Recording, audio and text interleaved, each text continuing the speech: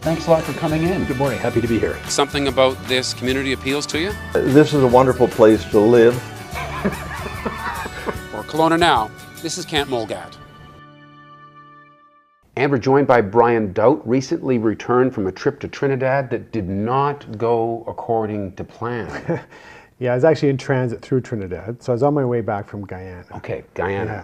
Yeah. But Trinidad was the problem, and the problem being that show us what you were carrying here. Well, this isn't exactly it, but this is I had one almost exactly like this. This is a bullet keychain.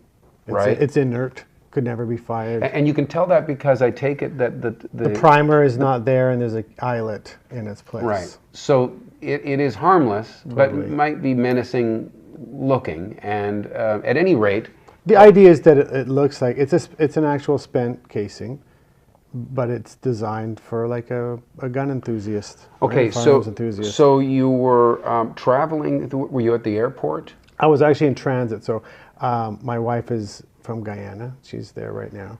And I was on my way back to Canada from Guyana, where I had a 10-hour layover in Trinidad.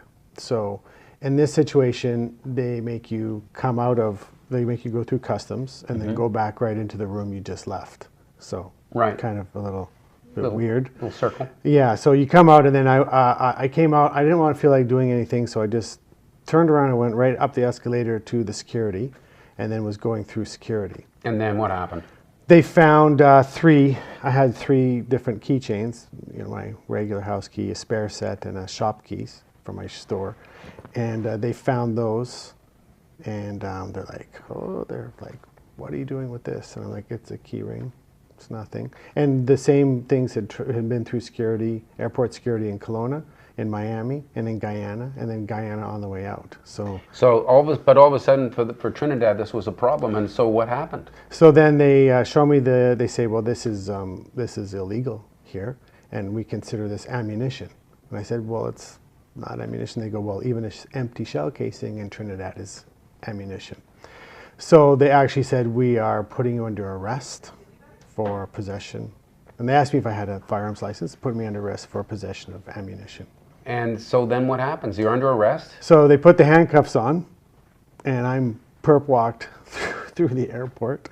It's the first time I ever had handcuffs on in my life. I've never been arrested in my life for anything. I'm a law-abiding citizen. And I'm brought downstairs, and I had a camouflage backpack, which camouflage is illegal in Trinidad. So they confiscated my backpack. They made me empty my contents into a garbage bag. So then brought me out, and I'm talking to the police officers there, the airport authority guys, and they're like, look, you're just gonna go to court tomorrow, pay a fine, and you'll be along your way. And I'm like, okay. It's still pretty inconvenient, right? Right. So I'm thinking, well, this is a really inconvenient thing going on. So I get taken out. They take me to a police station.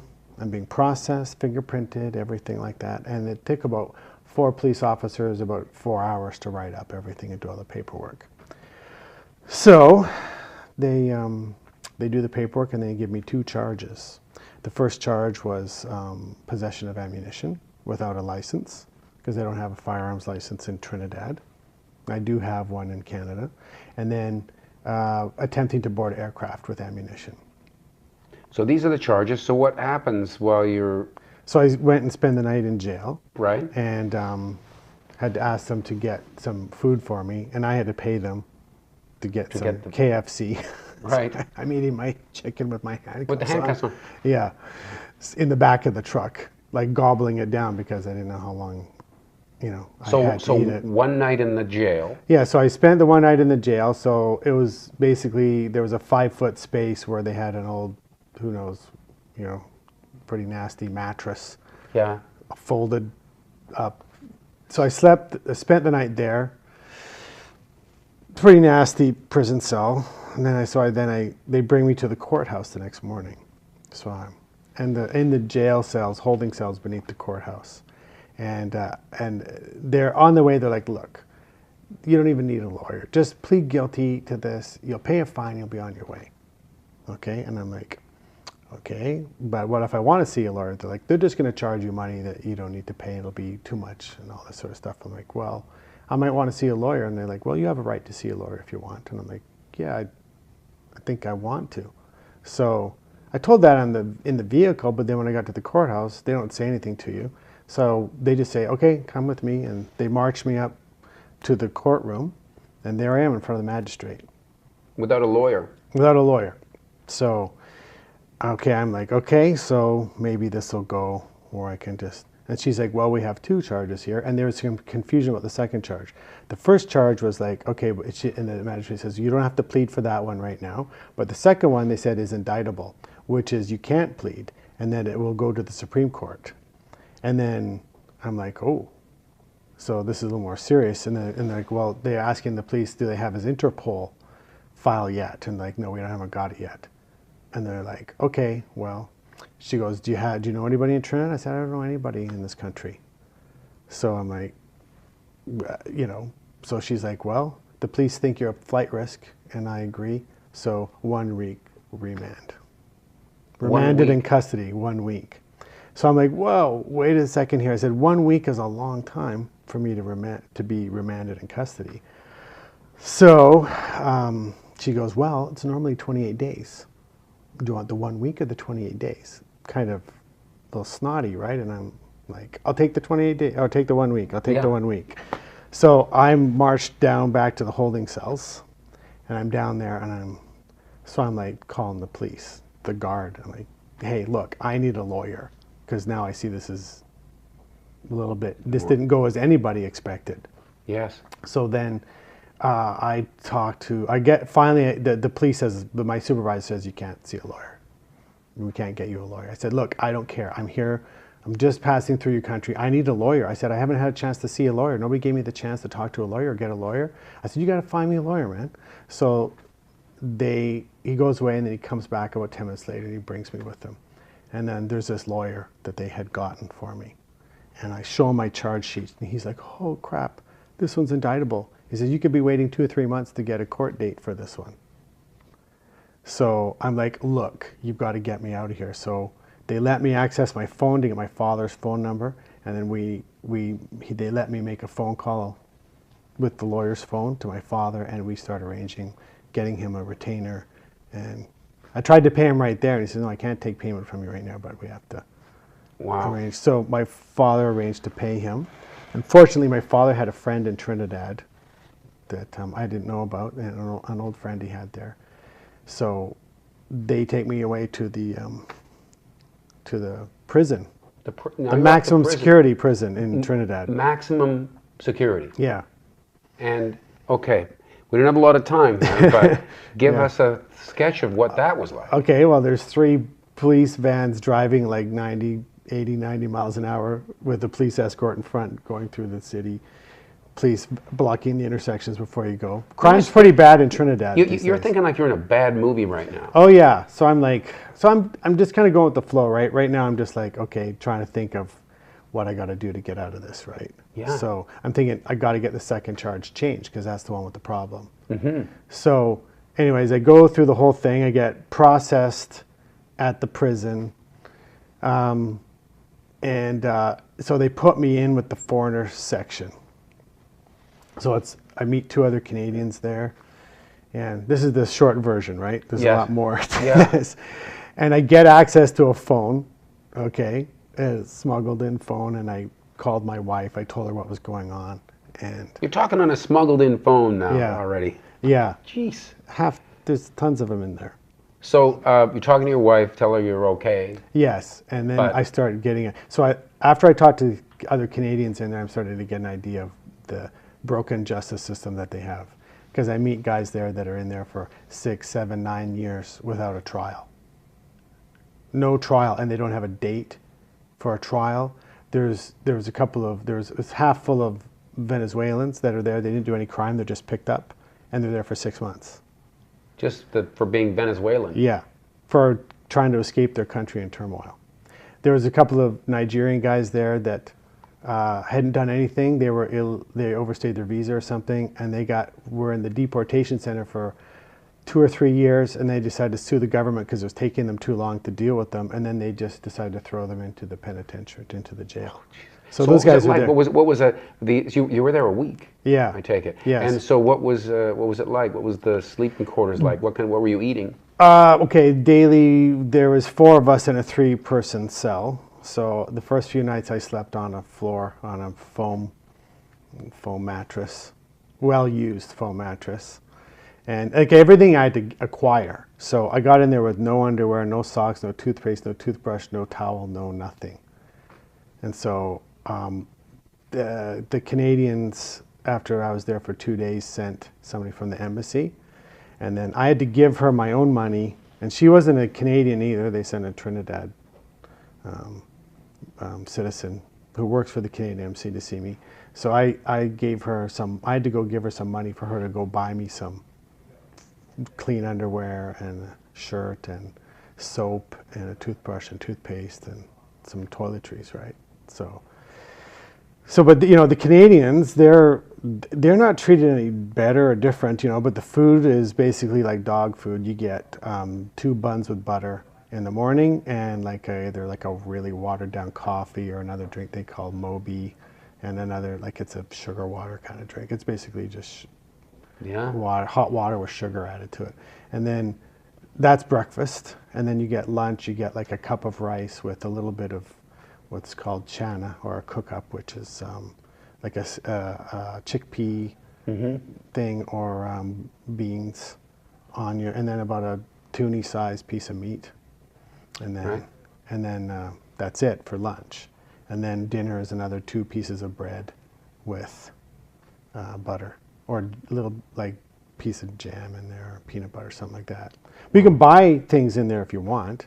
The currency is cigarettes. So I start trying to get other food, and the Canadian I was in there, he had some peanut butter, so we get some peanut butter and stuff. And So one minute you're breezing through an airport in Trinidad on a nice sunny day, and the next minute you are in maximum security. next day, yeah.